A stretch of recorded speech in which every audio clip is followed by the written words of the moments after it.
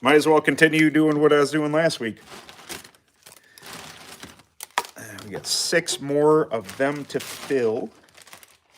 What's going on, everyone?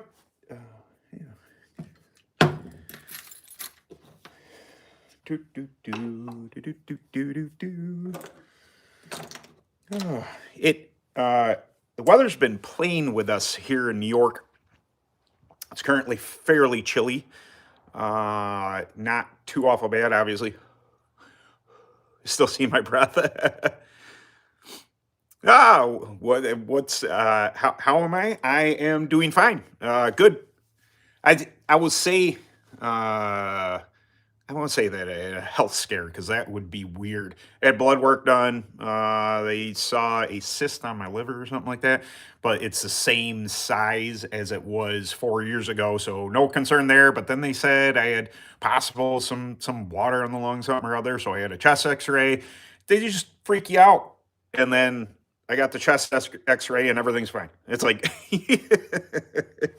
it was enough to not sleepless nights, but enough to make me worried because what I do for a living, working in a body shop, I'm constantly breathing, Bondo dust and this and that, and it was enough to make me concerned.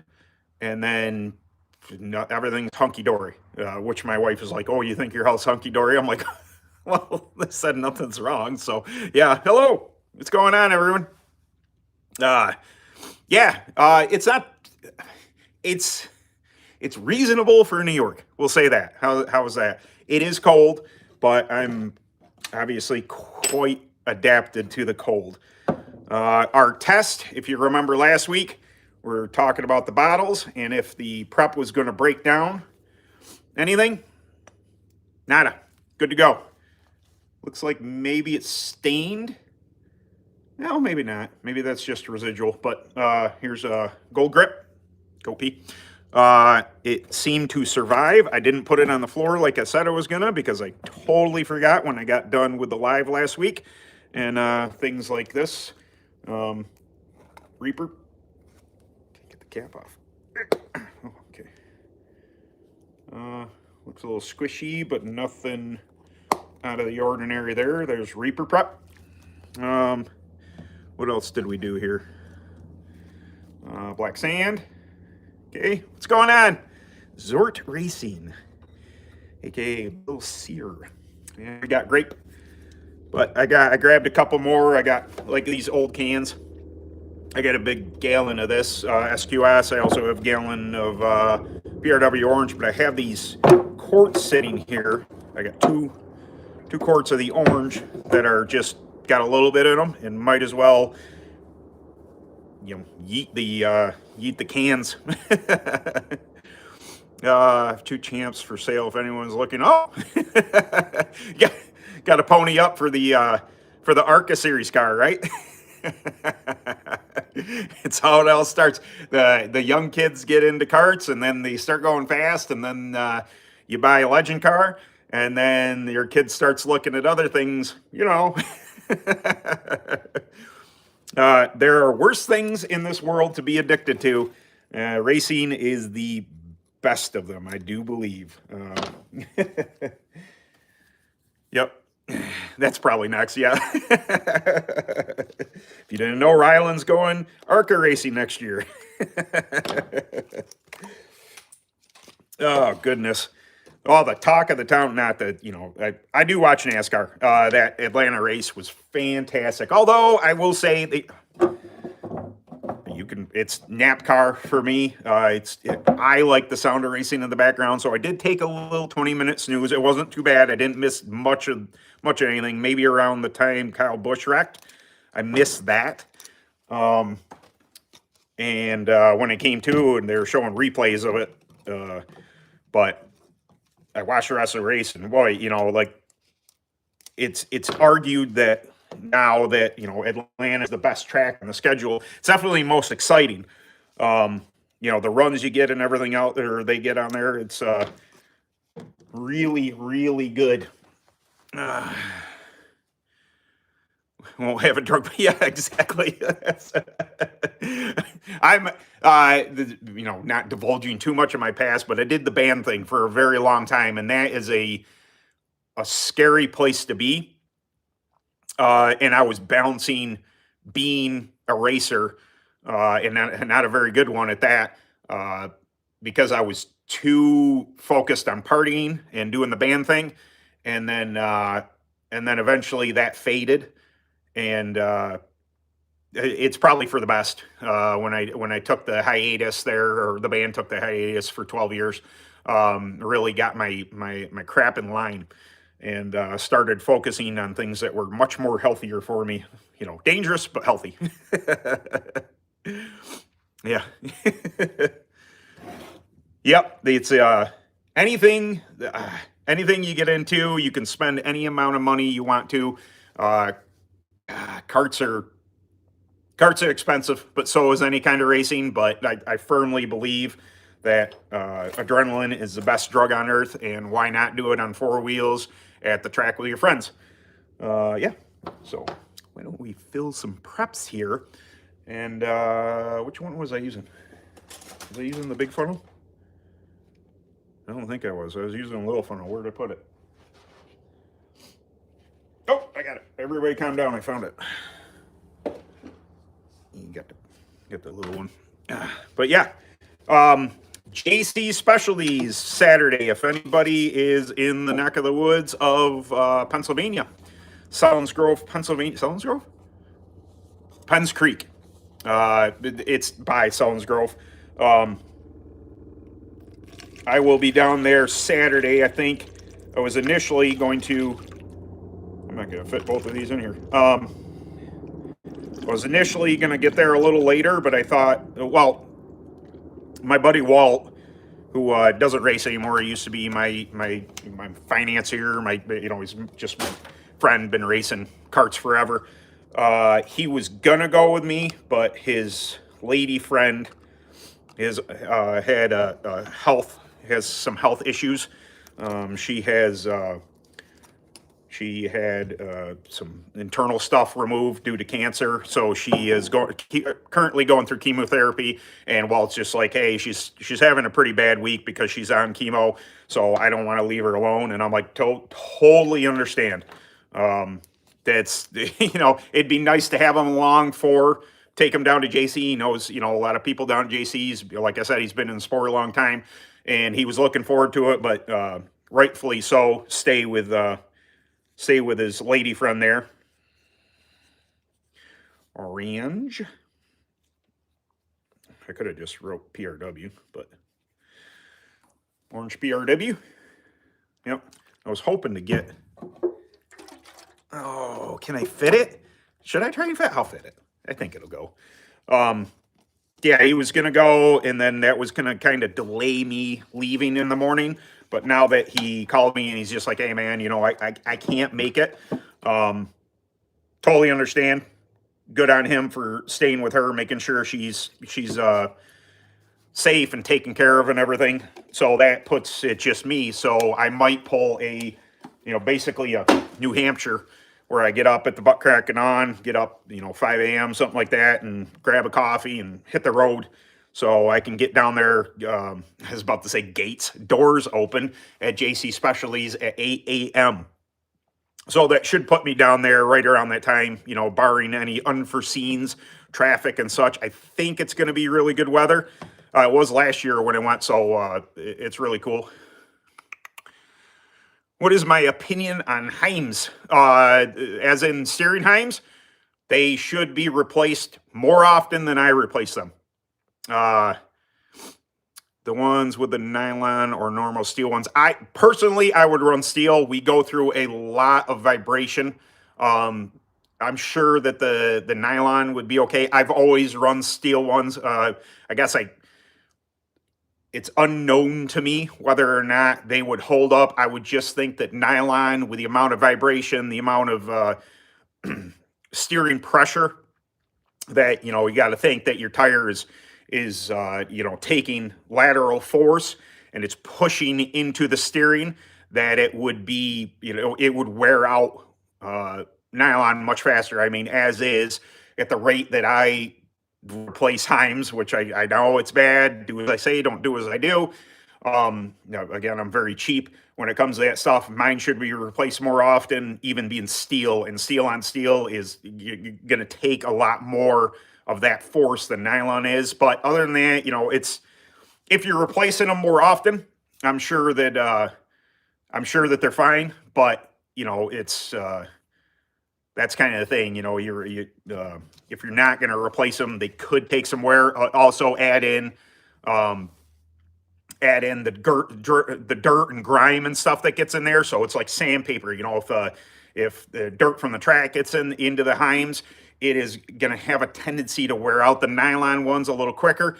Just my opinion on it. I don't actually know. I don't know that I've ever run nylon ones, but just from a critical thinking type of position, I would believe that to be true. Could be wrong. Somebody could get on here and say, you're full of it. I run them all the time. And I go, oh, okay. I believe you. Sure. I'm not going to argue too much. Look at that. I already smudged my... See? I knew that writing on them was so bad idea. Best of luck to Waldo's lady friend. Yeah, it's kudos to him for taking care of them. They were dating once upon a time, and then they weren't dating, and then they were, but then she got diagnosed with this, and Walt's ex-wife unfortunately passed a couple of years ago. Michelle, she was a great lady, and Walt's he's 70. Is he 77? Something like that. He's been through a lot in his life. That was one of the things. He remarried. Michelle was his first wife. Things weren't working out. Had a kid together, this and that. They both, got a divorce. They got remarried to other people. That didn't work on either end of the spectrum there. And then I believe it was a graduation of some sort, or maybe it was his son was getting married or something. They happened to meet each other back at that event for their common child, and they just got reminiscing about things, and they fell back in love. And he told me he's just like, they're falling back in love with your first love is amazing. And then as she got a bit, I believe, Alzheimer's and some other things were wrong with her, and they traveled the country and bought a fifth wheel and went to, down to Florida and out to here. They ended up in Nevada and bought a place out there. Loved life. I think they did Colorado. They were all over the place, just experiencing life, knowing that her days were few, and just got to actually live. And both retired, both could do it, everything. And then they came back to New York, and unfortunately her health went sideways, and eventually she succumbed to her illness, and he lost her a couple years ago. Very sad. I hated that for him. I hated that for her, because I had lots of conversations with Michelle. Went to a couple races. She got to stand at Victory Lane with me. I won a pretty big race down a local track on the Open. She got to have her picture, with Walt and I in Victory Lane. It was really fantastic. Then along came his new lady friend, and I don't know that I want to say that he learned his lesson, because that would be wrong. He wasn't about to walk away when she fell ill, and that's great on him, just to do everything in his power to make the people that he cares for around them comfortable. And, I think that's a big reason why he kind of got out of racing with me. Understand completely. I think it's great. Take care of your loved ones, first and foremost. But yeah. Okay. What's the best way to keep tires between long breaks from racing? You can, some people will say in a climate-controlled environment. I don't keep mine in a climate-controlled environment. They stay out here in the cold. It's debatable what happens to them. I've never had a problem, but if I were to suggest anything, would it be wipe something on them? Do I have it out here? Is this it? Yep. Nope, that's the wrong one. It's probably out in the other container. Anyway, something that would be considered conditioner. I thought I had Ruby in here. I do not. I know the Track Tank line, but anything Pink Magic, something like that.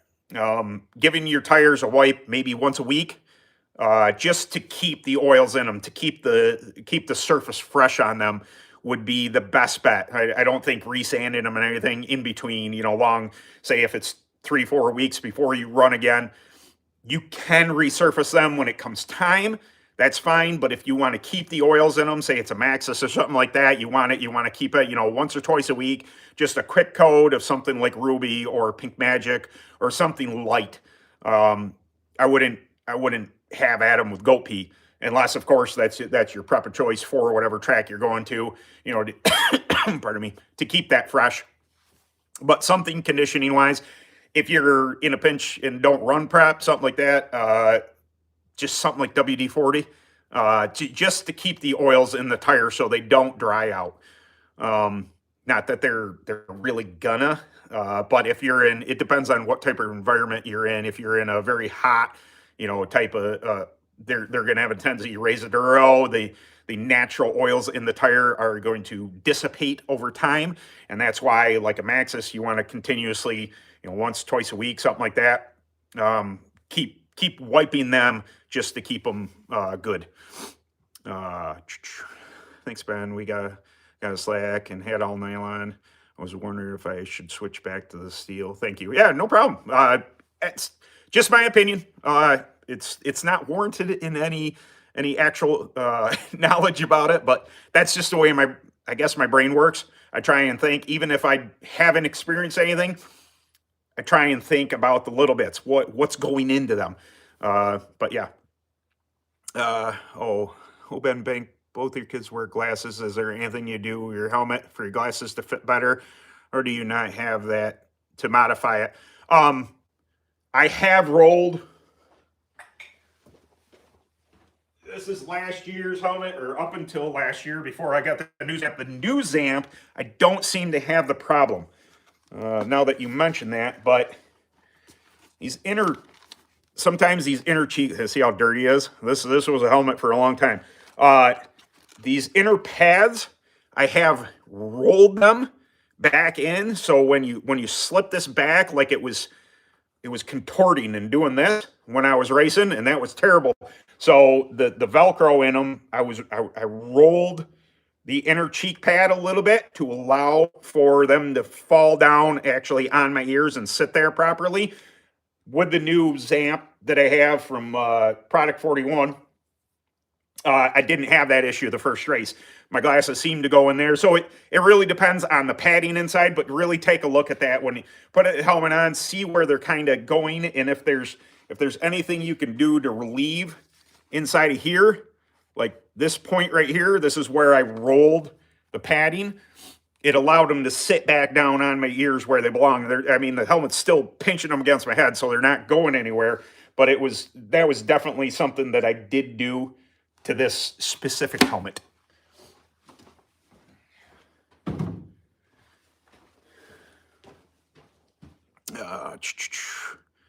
Oh, you're very welcome. What am I doing now? Do some SQS. Excellent for your. If I was racing today, SQS would be a very good choice for that. Made for cold weather. Also, a excellent bite adder to your favorite internal. I have mixed this with GK1. That is one of my favorite mixes. I've also mixed it with Tire Tough Original internally, or just run it straight up. I've run this internally on a Burris 33. Now, I don't highly suggest running internal in Burris. A lot of people don't.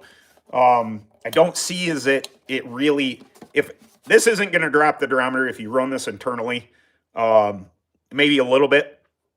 But it's a really good bite adder. But also, it's like I said, it's fairly aggressive. So if you're running during the summer, not a super great choice unless you're blending it with something else. So I just paid for Spotify, apparently. It's popped up on my screen. But But yeah, it's excellent. The grape, the combination of grape and SQS for your, if you're getting, when you're getting in the spring here, if it's going to be a cooler night, great combination for those type of scenarios where you're wiping in the cold. I will label this because that could be easily confused with the Reaper. You want to see a color comparison. Reaper's a little lighter than the SQS. It's a good thing I labeled that. What is next? What's going on, man? Oh, what do we got here? Red? SQS, I just filled that. Over here goes the pile of already dones. We got PRW orange. Another. Lots of prep here. ASA grape. We already have that. I just grabbed this out of the. It's going to be so nice. Like I discussed last week, there is 6 gallons here. Not all full. They, I've used off them, so they're not full gallons that weigh that much. But I don't think that I'm probably going to use that amount in a night wiping tires with any of the, as long as I see what's low and I'll be able to refill them type of thing. No need to take, all of this stuff with me. And there's Topaz. We will fill one with Topaz because you never know. Oh, I did want to, where'd that go? Track that guy. Gotta have it.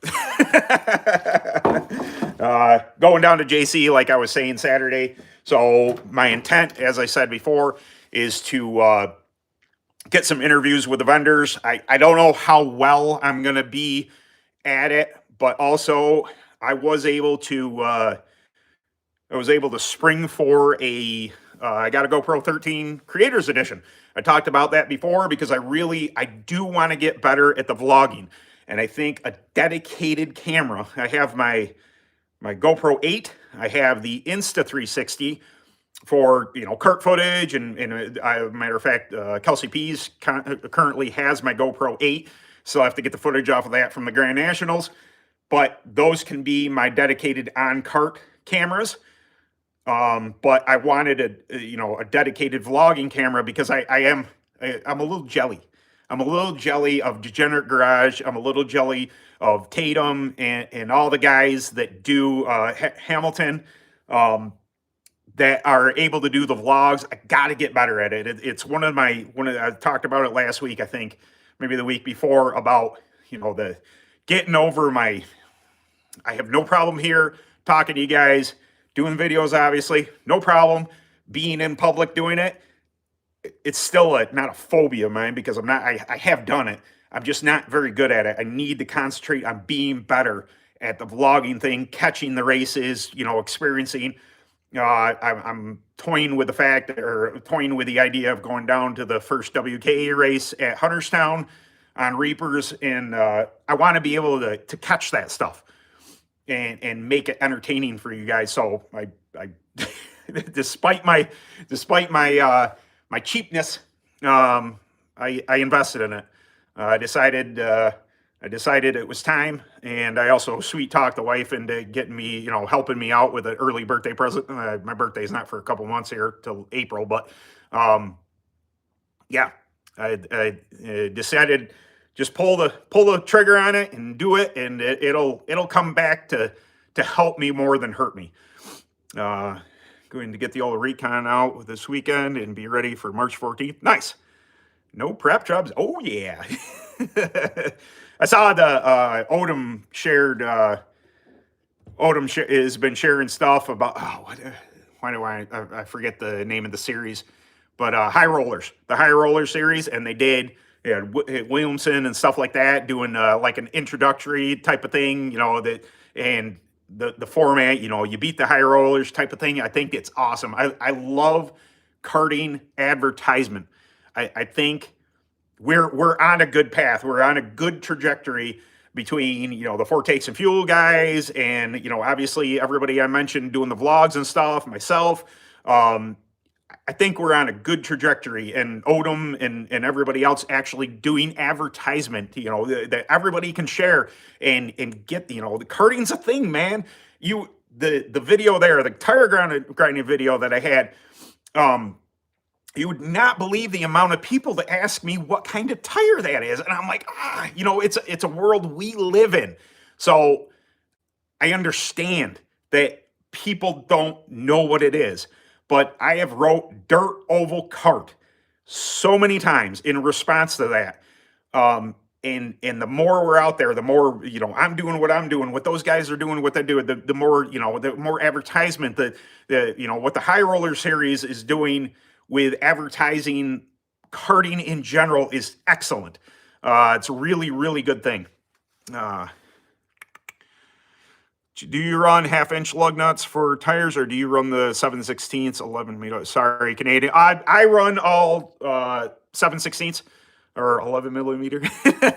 A lot of people that run open, like I do, the UAS kart, the unlimited engine, run bigger studs for good reason.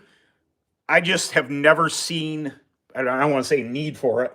The one thing I do run, though, are these. So a standard 7/16. Hold on, I got it. Everybody calm down. I figured it out. I have a little tool bin here. So standard, what comes on a hub is going to be these tiny little guys with a tiny little shoulder. So these are the same bolt size, what is it, quarter 28 thread, but they're half inch, so they have a much bigger shoulder on it, so it's taking up more on the rim. I think you could probably see where it's. So yeah, this is got that. I don't know if I can do this with my hand or not. It's got a bigger shoulder. Yeah, I can. There's no way I can hold that up there. But it's got a much bigger shoulder on it to hold the rim tight to the hub. So if you're getting, you can upgrade to half inch. That's fine. It's more rotating weight, and that's where I think a lot of people don't do it. Bigger studs equals bigger nuts. And standard will work. All right, cool. But I got onto these, a lot of years ago with these half inch and the bigger shoulder on them. Yes, technically it's more rotating weight, but the idea is that it holds more, and also the flat surface instead of a knurled. The knurled is going to eat into the aluminum, and it's going to weaken that. Every time you tighten it, it's going to, yes, it won't come loose, but it's going to eat into the aluminum. Every time you tighten it, it's going to chew, and it's actually going to loosen the rim. So something flat face instead of knurled, or whatever it's called, would be my opinion on that. All my 5.3 titanium stuff came with half-inch nuts. Yeah, I think I only have a handful. Pardon me. Coughing, jeez. Are they on the cart? I think everything from 5.3 titanium I had, all went onto my gear guard because I wanted the further out from your axle matters more in rotational weight. So if things are closer, they rotate a lot easier. The further out, the weight means more. It's harder to turn when it's way out here. Serrated there, yeah. Let's see. Is anybody surprised that I was screwing up words? Shouldn't have been. It's it's kind of my MO. I'm self-deprecating at times, and my wife gets, I don't want to say upset at me, but she notices that I talk crap on myself, and it's fine. Arrogance will never be a thing with me. I'm not an arrogant person. Confident in some aspects, sure. I think confidence does excellent for people, but arrogant, I don't think you'll ever find me being arrogant about anything. keeps me grounded to talk crap on myself. Anybody who's ever used Krug, don't get it on anything. I probably don't even need to label this. Anyway, JC, I gotta re-up my Krug because this is what I'm down to. And I tell you what, that I love TrackTac. I use TrackTac. They are a sponsor of the channel. But sometimes Krug is just the way to go. There's a reason why a lot of people run it. Much like people who run other products have black sand. When stuff works, darned if you do, darned if you're on a certain brand and only use this and that. Chances are you probably got a little something in there. What is this? Oh, topaz. I was gonna do that one. Am I missing anything? I gotta do a ruby. Oh, we better. I'm running out of containers here. I thought it was gonna be enough, but I have 3 left. What do I put in there? Hey. Or is it at home prep? Is Krug a pre-race wipe, or is it at home prep? I've never used it at home, but I would say it's both.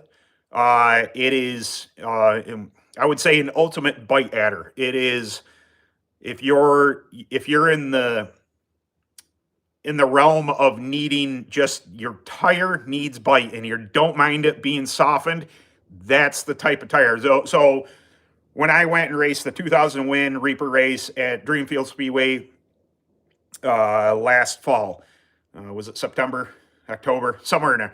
Anyway, went and I fully anticipated I was gonna, hey, I'm TrackTac guy, I'm gonna run the Reaper Prep. It wasn't enough. It's the Reaper Prep is made for more southern, fast, hard type of scenarios. You can blend it with black sand, you cannot blend it with black sand, but along those lines.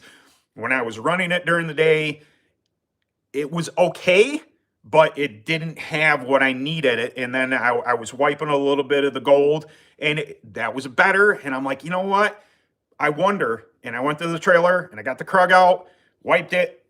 It was awesome. I didn't actually get to see what it was going to do in the feature because when we took off, whatever reason, this is probably, either fuel filter or it needed a new spark plug. Something like that. My engine started missing a little bit, and I was just like, "Well, I'm in the back. I'm not gonna be locked or a moving chicane or roadblock for the guys coming around because I know eventually it's small track. I know eventually they're gonna lap me, and I don't want to screw up anybody's race. So I ended up pulling off. Can a Predator 212 and a 224 race together on stock class? Possibly. You would assume that more CCs makes a bigger if it's not stock and you can modify things. I'm betting that the 224 is going to have more grunt than the 212, but it's 4-stroke. It's you're kind of splitting hairs. That would be a bigger variance if you're talking 2-stroke. That kind of 12 more CCs means a little bit more in 2-stroke world.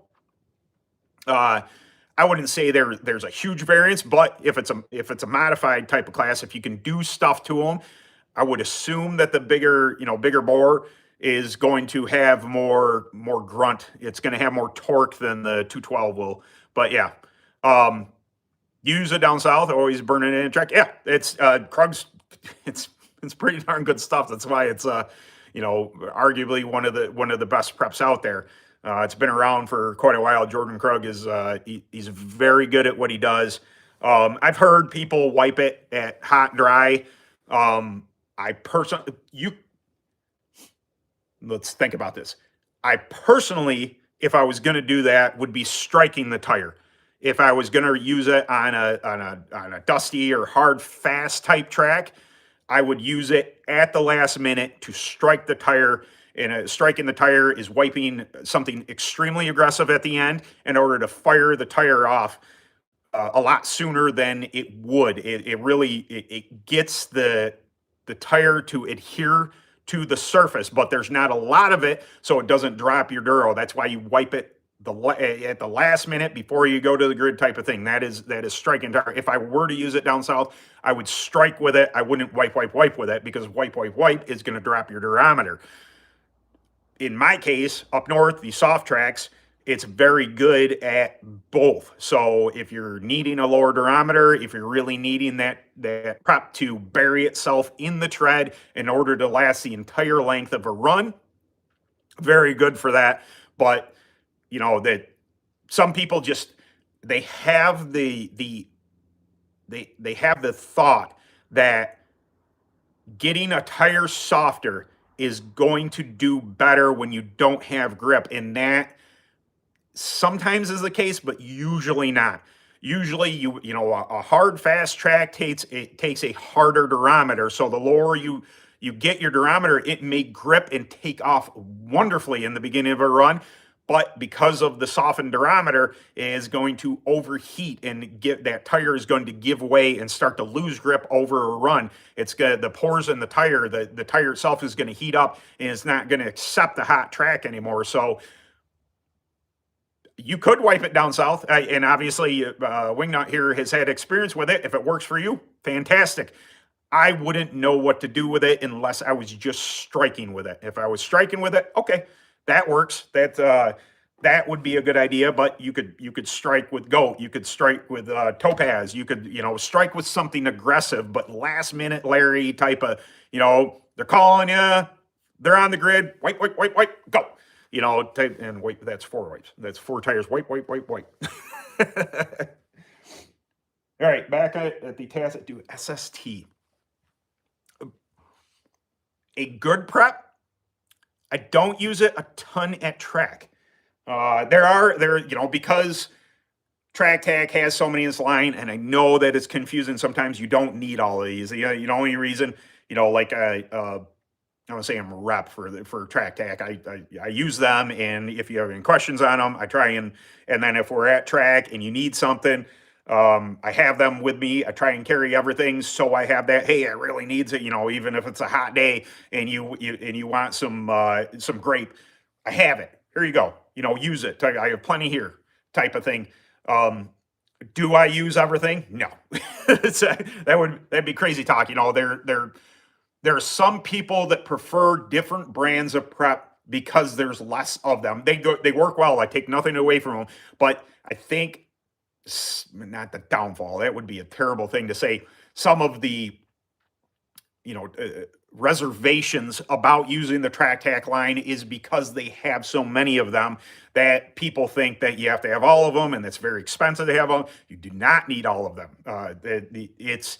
It's a matter of finding what one or two work at your track and then sticking with those. You know, it's unnecessary to have all of them at once unless you're on certain types of track. Like I don't think I have Diamond anymore. Diamond comes in really, really good. It was made for Midwest type dirt, that kind of mealy stuff that breaks up.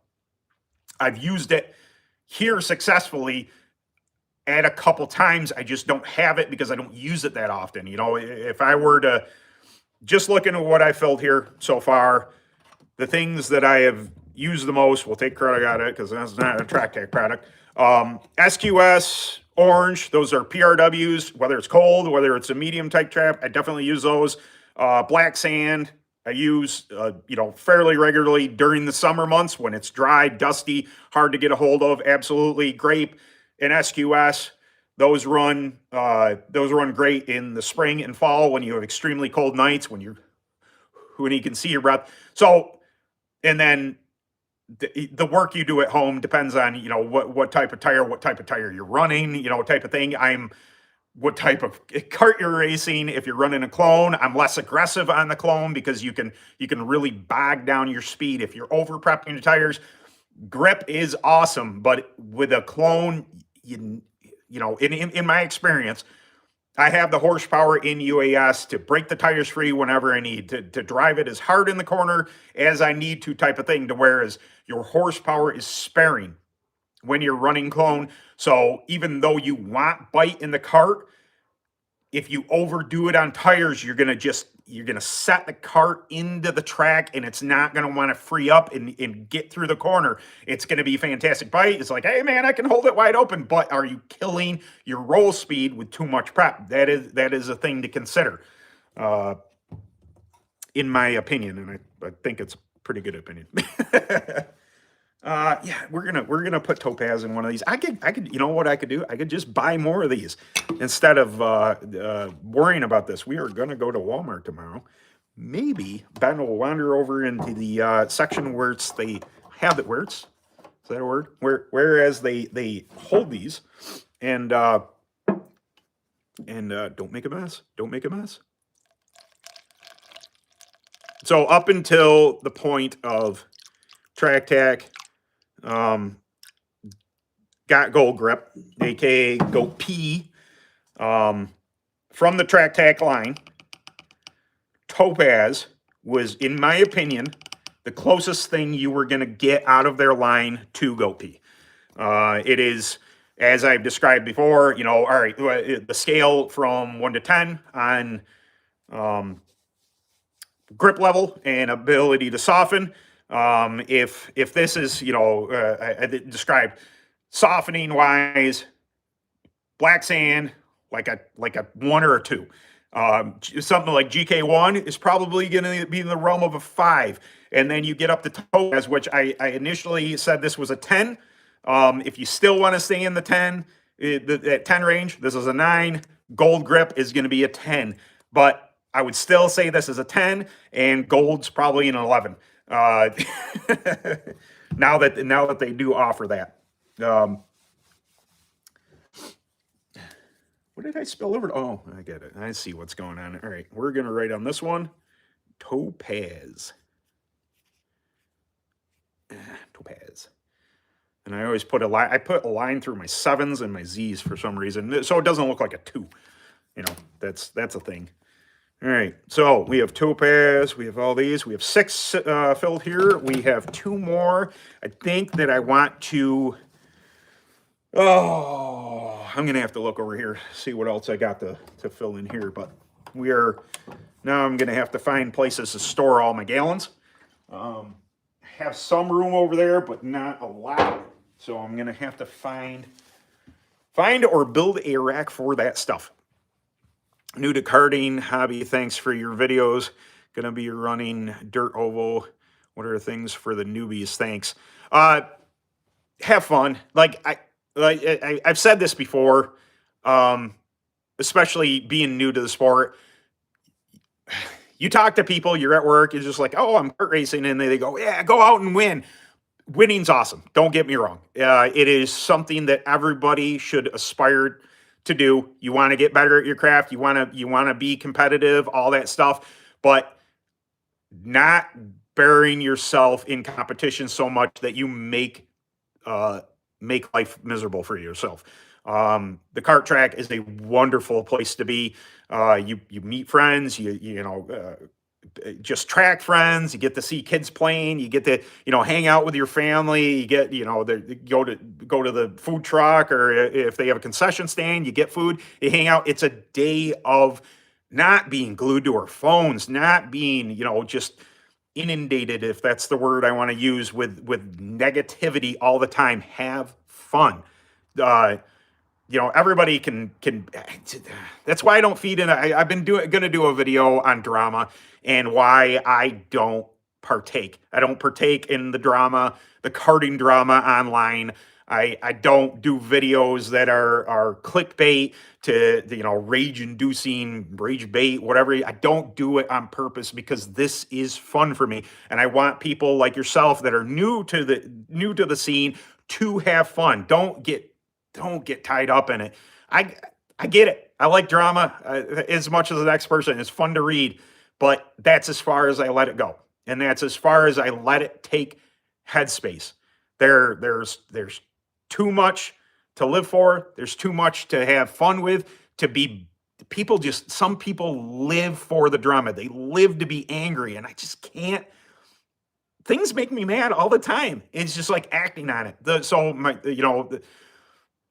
Having fun is first and foremost. Just being out on track and going fast in a cart, that is fun to me. I have fun. I've said before, at the local amusement park, running on those carts, the local indoor, the electric carts. I have a blast doing that, man. It's racing. Have fun. Enjoy it. There's a lot to learn about it. There's a lot that can be frustrating about it. Making improvements. When you go to the track, you're having fun. Okay, maybe you get lapped your first time out. Okay, it happens. Make adjustments. Try and learn from what you did wrong. Talk with people. Try and right the ship as best you can, and take the gains as wins. Like, hey, I turned a 9.3 last week. Oh man, I was lap traffic. And then the following week, you made some adjustments. You learned a little about tires. Hey, just little wins, and you turn a 9.0. You're 0.3 of a second faster. That is a gain. That is a win. You're no longer lap traffic. Now you're at the back of the pack. Okay, once you are able to take those, if you want to call them losses, fine. Once you take that learning experience and you get yourself in the mix and understand what it takes to be fast, it becomes easier once you're up there. When you're running in the back of the pack, there's a lot of shenanigans that go on back there. There's a lot of people vying for spots, just trying to do the same thing you're wanting to do to progress further. Take the little wins and just compile them, and then you'd be like, hey man, come off track. Like, I wasn't as bad as I was last week. Soon you turn that 9.0 to an 8.9. Soon you turn that, into an 8.7. It's just like you're getting somewhere. Enjoy those wins. Now I'm top 5, like full on. I'm as competitive as the next person. That's why I don't chase points anymore, because I felt that points were really getting into my enjoyment of it. That's I love the Unlimited All-Stars. I run, next year, I got to become a member this year. I mean, run, a few races. I'm going to go to the Grand Nationals because I absolutely love seeing my friends there. I love the experience. I love going fast. Everybody goes to the track to get the win. But your experience adds to that. The enjoyment of doing what we do and doing, what you think you found you love. Like, I love going fast. I love, doing all this stuff. Don't let the negatives win. It's a terrible place to be. And I found myself in that when I was chasing points, when I needed a win. I needed a quarter point win. The UAS runs on a quarter point, half point type system. Which the half point is the Grand National. And when I didn't have 2 quarter point wins, it put me in a bad headspace. It put me in a place where I felt that I needed to overdrive the cart in order to get to where I wanted in points, and it bummed me out because I felt as if I was capable of doing better, but I wasn't there. I'm not saying don't chase points. It's what we all run. We do. You run at a track championship and stuff like that. It's part of it, but it's somewhat why I removed myself from that, because it got into, I'm way too competitive to be in that right now. Like, it's not that I don't like that guy. I love being competitive. I love running up front, but it took away from the experience. Just my opinion on that. I would rather have a mediocre day and have a blast than stress myself out beyond all belief and fall one short or something like that, and then be angry that you didn't get first place. They will come if you do the work. The wins will come. You learn more. It's I've been doing it 24 years this year. Still screw up. I'm no professional. I still screw up, and I try and learn from that as best I can. I would assume that means torch the tires. What does it mean to burning in at track mean? Oh, sorry about that. Yes, that is, if you're, I don't have a torch out here, but you take your tire and you're inducing heat into the tire to absorb prep. So it is going to do 2 things. If you're using an aggressive prep, it is going to soften the tread more. It is also going to bury, if you're using something, say, black sand. Black sand is not aggressive as far as dropping durometer, the softness of the tire. But what you're going to do is you're going to allow this chemical to penetrate further into the tread, therefore lasting longer in the run, because you have a, there will be a case if you're at a track and you're allowed prep and you are wiping, that you can, sometimes it's like a switch. You can feel when you've run out of prep. If the tire durometer, the tire compound, whatever it may be, if you're running a Burris 33 and when it'll feel like you're on a set of wings. You're ready to go to the front. And then sometimes if you haven't penetrated that prep into the tire far enough, it will look like a light switch. You'll be out of prep. Those tires are no longer adhering to the surface the way they were with the chemical. So what burning in does is heats the tire up, allows that prep to saturate itself further into the tread and make it last longer. Now, as I said, you got to be very careful with that durometer versus, if you get your durometer too low, it could have that adverse effect as well. If you're in something a little more aggressive, Krug, goat pea, topaz, things like this, you still may be on that prep, but then if it's softened the durometer too much, like a light switch, your tire's too soft and it'll overheat the tire, and then like a light switch will go off. It is a science, and it is a evolving, always moving target type of thing to figure out prep and tires. It's not just, oh, he's on prep, so he was faster. It's what prep? How many wipes? Did he burn it in? Did he not burn it in? There's so many things that go into it, and knowing what to do, when to do it. It's very difficult, but again, you can't let it get you down. Like, oh man, I put 3 wipes on and it shut off like a light switch. You read back into your tires.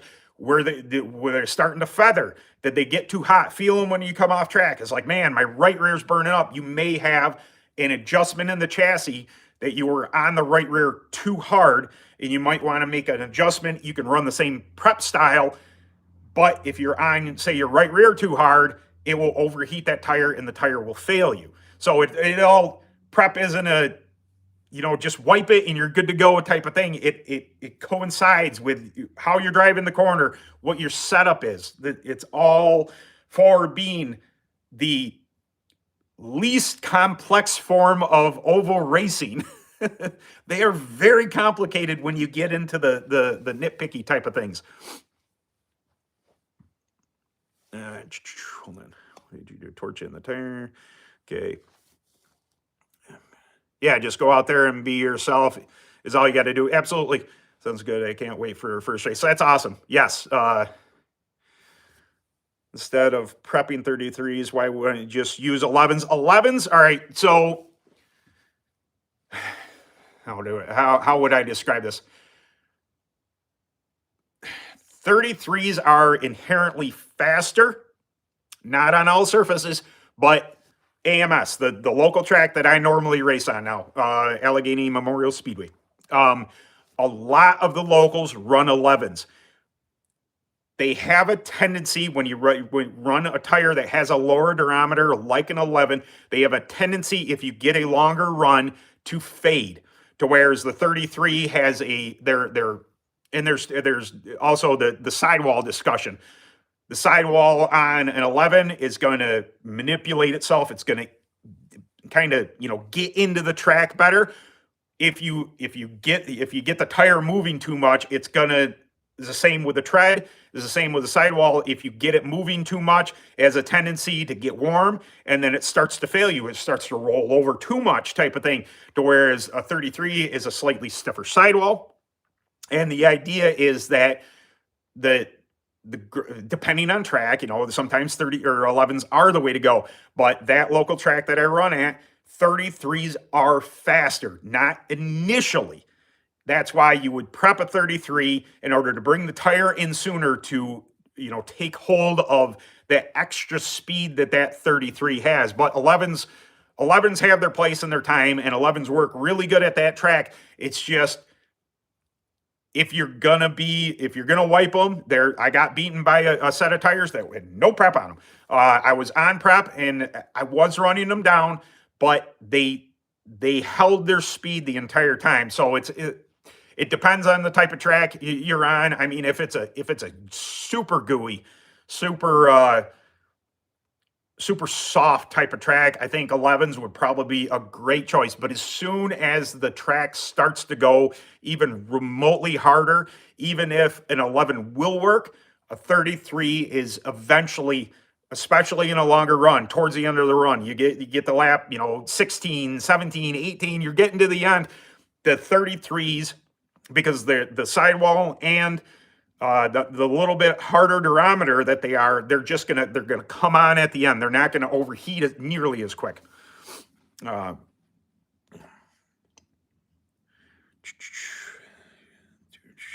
There is a science to prepping tires. Tires. Yeah. You running Attack of the Clones this year, Ben? I have full intention. My daughter really hasn't mentioned anything more about that. Concert in Ohio, although I would love to do both, but they're on the same day. But she hasn't mentioned it again. I think she spent some money. She's going to BTS, that Korean pop group there. She's seen them once, but she's going with her boyfriend to another concert now that they have reunited. So I think I'm off the hook for that. So my intent is to go to Attack of the Clones. I'm picking up, I got 4 sets of Reapers here, varying years. Picking up a fresh set on Saturday of Reapers. So I doubt that Surface is going to want 2026s, but I think they're probably going to like the 2025s a little better. I got to check mine, just see how they're, not so much the durometer, but the thickness of them. See, what style clutch should I use? Stock clone or modified clone, around 15 horsepower range? Anything like, because they're a sponsored channel, I would say a 5.3 titanium. If you can't afford a titanium clutch, I'm just going to go ahead and suggest any type of bully. 2-disc is going to be probably in your wheelhouse. You could also, pick a brand, but right here I have a bully 2-disc.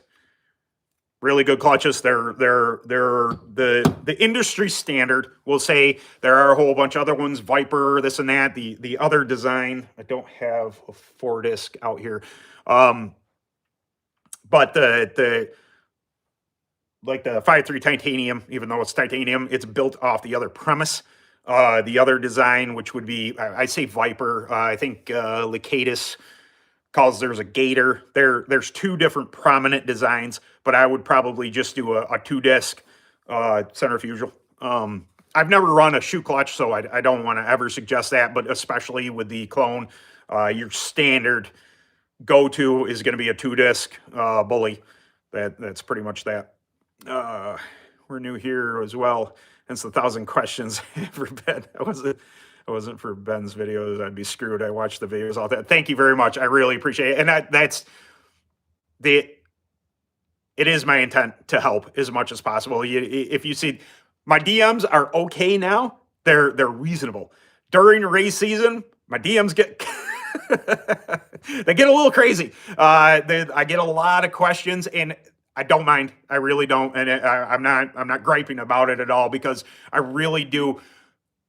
As I was coming up in racing, I had so many questions about so many things, and my dad and I have been racing at the same time. He started racing karts the same time I did. He got me into it. So bouncing ideas off of somebody, throwing questions out at somebody who has done it the same amount of time as you, sometimes it's difficult because you pretty much know what they know, unless they read something or this and that. To whereas, like, I had Walt, I mentioned him in the beginning of the stream. I had a Walt to, he'd been racing karts for 50, 60 years. So even though what we do now is slightly different, the premises are the same, and I could, just bounce ideas off of them. But that entire time, it was just, that's why you know, I give super kudos to this, what I do here, to Harold Wiggins. I remember very well watching the Phantom Racing videos where he was describing seats and camber and caster. I mean, there was only a few of them, and you could still find them on YouTube. And I suggest you try. But that premise is what I based this idea of the channel off of. That you don't know what you don't know, and unless somebody explains something to you, it's going to be very difficult to understand it. And because I'm, you know, I got a rudimentary type of brain that I think in basics. I try and take something that is very complex and do my best to explain it. Like this is, you know, this KPI. I will eventually do a video on it. I have a hard time understanding it myself. It's you know, the angles in which you're basically the way your spindle turns. Up the hill and the rate in which transfer happens. It's very complicated. Once I can figure out a way to explain it and better understand it myself, I try and relay that to people because, it, you know, like I said, this entire time I've been racing, up until I started the channel, that I wish I could have just gone to, I go to YouTube if I want to learn how to drywall. If I want to learn how to, I learned from YouTube how to take apart my my Xbox 360 to get rid of the red ring of death. I learned things from this, and that this platform allows that even if I'm, you know, in the ballpark, maybe somebody can go, oh, well, this and that, you know. So I really appreciate you watching.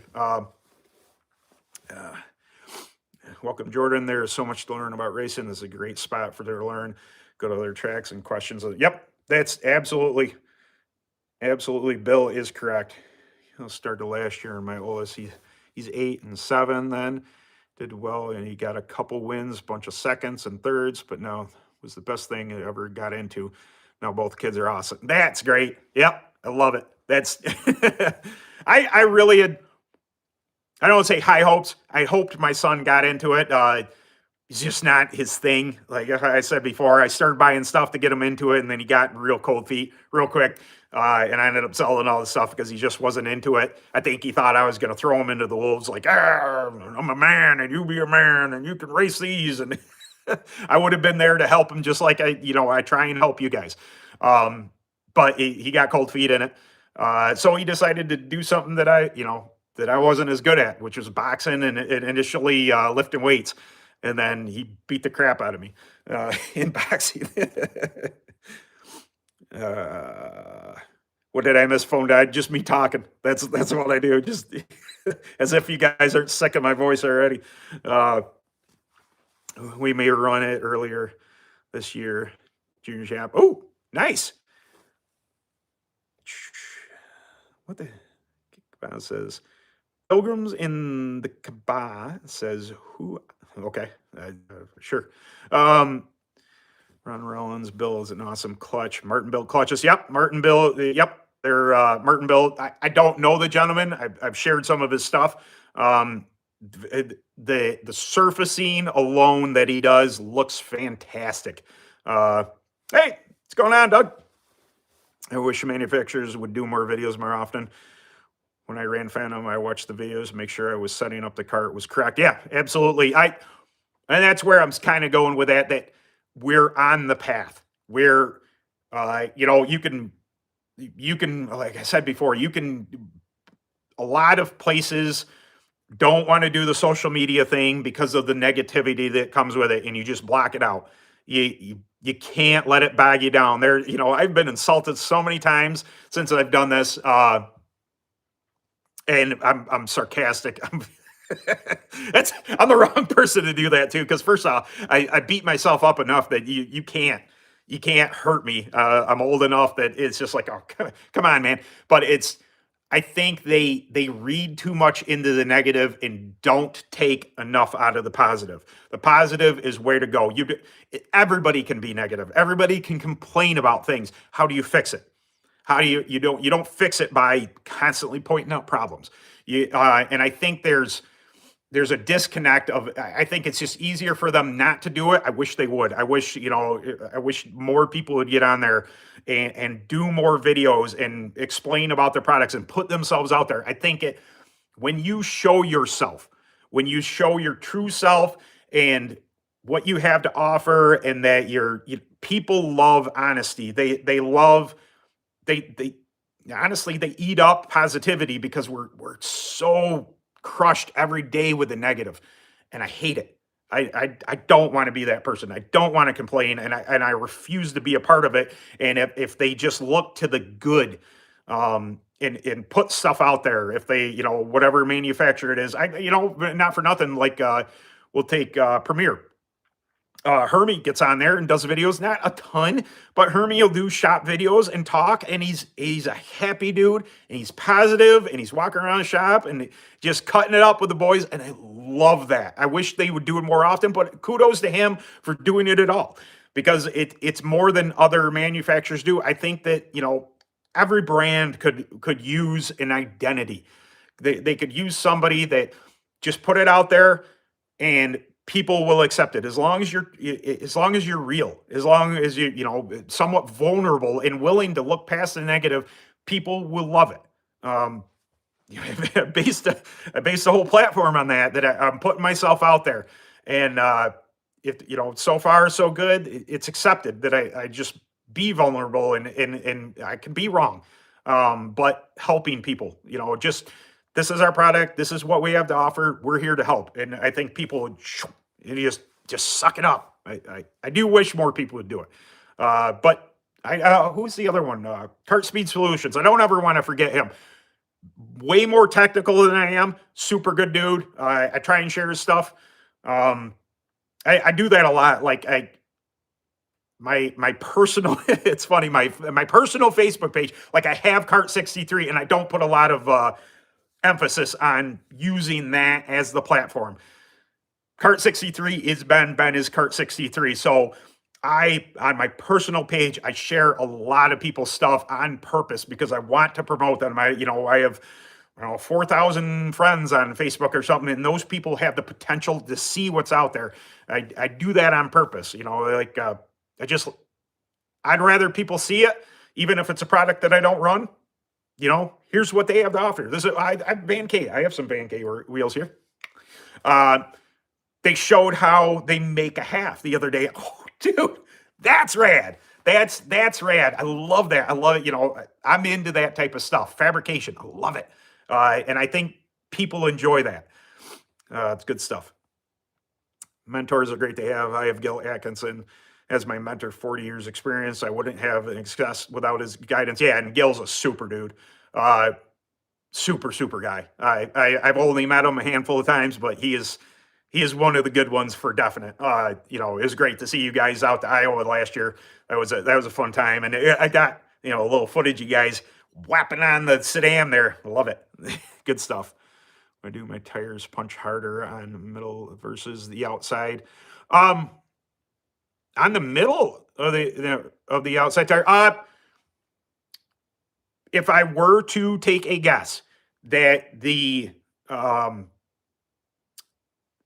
thickness of the rubber has something to do with it. So grab here. I see we're over an hour, but I got a minute. So if you've been running a tire, the edge has a tendency to wear before the center. So it's possible, I'm not saying this is for definite because I don't want to, I don't like to give ultimatums type of thing, but this rubber in the center is going to be thicker than the rubber here, although that would lend itself to, when we punch tires, we punch them in the center. We don't punch them on the edges because the edges have a tendency to be harder. But if, say, you're running a tire and you're running prop or something like that, it's going to heat this section up more than here. But I always, whether it be right, whether it be wrong, when I punch a tire, I punch center, always. You can go across if you want. You're going to get different readings. What you make of that is the problem. Like I always punch center. These tires punch this. Okay, but if I were to venture a guess that it probably, if they're run tires, if they've had prep on them, the heat has buried the prep into the shoulder of the tire because this, this will give before this will give. So this is going to build, the edges are going to build heat quicker and bury the prep further into the rubber. If you're talking a little further in rather than just on the shoulder here, even at the dot, there's a dot.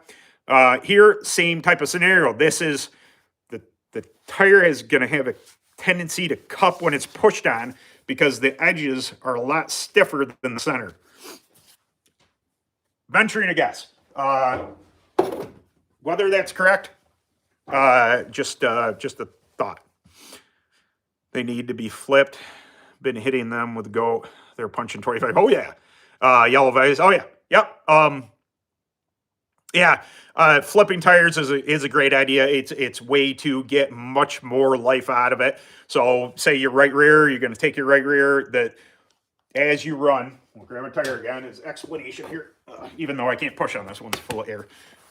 As you run, lateral forces is going to push down here, and it is going to balloon the inside of the tire. It's going to make the inside of the tire raise. This edge is going to wear out quicker. So when you flip a tire, that is going to take this, which would be a good edge, and put it over here. Get more wear out of a tire. I got a bunch of tires that I probably should flip. Oh, and I'll get to it eventually. But yes, Yellow Vegas are an excellent tire. I know Burris is a sponsor of this channel, but I like all tires. I like tires that are fast. I have a lot of experience with Vegas running on UAS for many years up here in the north. So, I love all tires, but the Vegas are good. And GOAT can have a reverse effect with the old GOAT tire. True, very true. Where is it? I wanted to show it. Oh, it's right here. GOAT, excellent prep, works wonders, great for dropping diameter, great for adding bite to a tire. But what this does eventually is what gives the tire great grip is eventually going to destroy the tire. The longer a GOAT tire is a GOAT tire, the longer this chemical is going to destroy the rubber. And eventually when the durometer starts to raise, you're going to have a tough, if not impossible time getting it back down. It is the downfall to GOAT. You can over prep a tire, drop a durometer too low for a surface, but eventually, that's why there is the statement, once a GOAT tire, always a GOAT tire. And eventually, when those tires have had enough of that chemical, the rubber will cease to like it, and it will raise, and it will dry it out, and it will start to crack the surface. It is destroying, what makes it work is destroying the oils in the tire. Yep. Didn't I? There are now old GOAT tires. Had them, get them from 40 to 25 because track's going to be soft Saturday. Yep.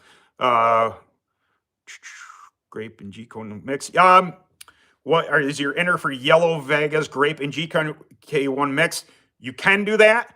I'd say arguably the holy grail of Vega internal prep is BTGP, the red, and grape mix 50-50.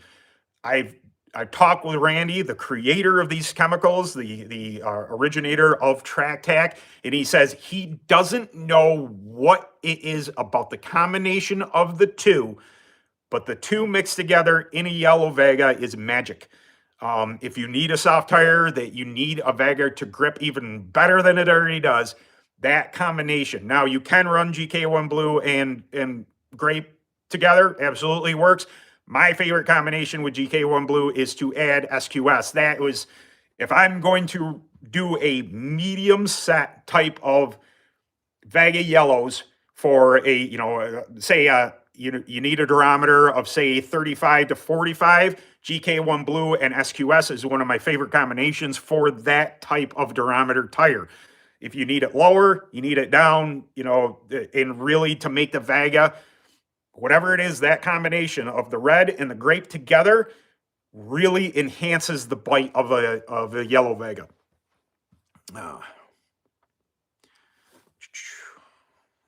I'm enjoying this no prep trends. Yeah, I'm sure. it does take a lot of the stress out of it. Guessing what chemical, what to do to a tire, the work during the week, the work at the track, all that stuff. It does take a lot of it out of it. I've been using Bubba's Concept Prep Austin Banker. Oh yeah, who was just today I was listening to Four Tanks and Fuel, and they were talking with Benton, and Benton is on banker stuff. Really good. Obviously, results are results, and the guy, they both know what they're doing with their prep. So, I run track tag. I don't ever say that the track tech's so much better than everybody else. There's a lot of smart people that know what they're doing with tires, and they have the preps to go along with it. Matter of fact, Saturday, Disco Donnie now is going to be down to JC Specialties, and his Insanity prep line is fantastic. Absolutely fantastic. I know a lot of people that run it, and they have very, very good results. So there are a lot of great companies out there that make prep. Okay, yes, Grape and BTGP. We need to punch around 30 feet. Yep, that's, if I were to, I like to just pick a certain amount to put internally, and then I like to work my durometer from the outside. That's just the way I like to do it. I know a lot of people drop their durometer from internal, but I regularly, when I'm doing a set of Vega yellows, I'm probably 3 to 4 ounces on the right sides, half of that on the lefts. That's just what I've always done. You can do CCs if you want, but that's, if I want to get super aggressive, I'll run 5 and 2.5 on a set of tires. But if I were to, suggest anything, I would start with a 3 and 1.5, and then work from the outside to get down to what you want to do there.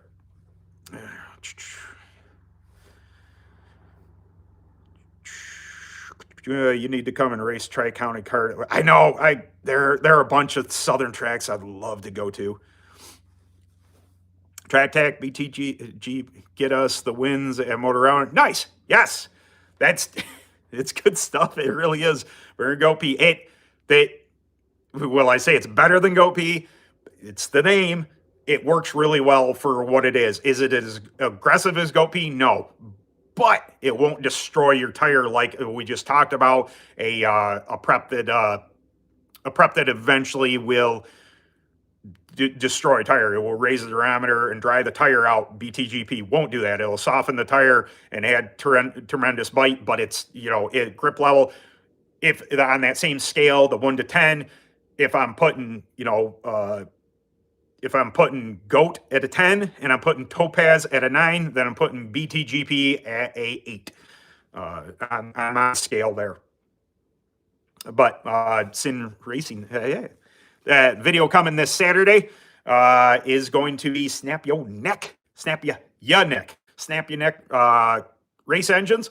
They build pretty much everything. If you're looking for an engine builder, video coming this Sunday is going to be their video featuring the clone that is currently sitting over there on that cart. Yep. But yeah, gives me more time to focus on cart and setup and driving. Don't get me wrong. I like slicks. They are faster. Yeah, absolutely.